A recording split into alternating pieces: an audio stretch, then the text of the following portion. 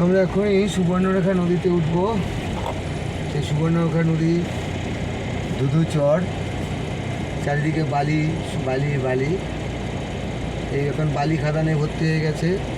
এই সুবর্ণরেখা নদী আর বালি বইতে পারে না, তাই এখানে দুদিকে ঢেলে দিয়েছে। সেই বালির উপরে আজকে যদি লক্ষ্য রাখেন, এই বালি খাদান প্রচুর তৈরি হয়েছে।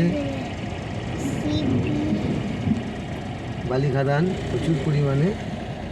আর আমাদের এখন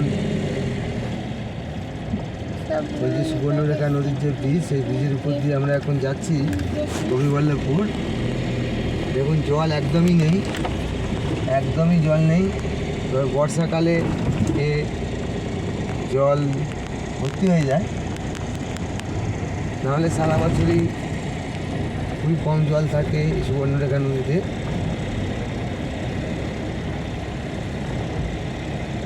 দেখতেই পাচ্ছেন নদীর প্রচুর চওড়া এই নদী। বর্ষার সময় দুপুর ঝাঁকেও যায়, সেই জন্য গার্ডওয়াল যে তৈরি করা হয়েছে, গার্ডওয়াল টপকে অনেক সময় জল ঢুকে যায়, কিন্তু বিগত 4 বছর ধরে সেরকম জলের চাপ নেই। আমরা এখন এই সুবর্ণরেখা নদী ক্যামেরাবন্দি করলাম। ধন্যবাদ।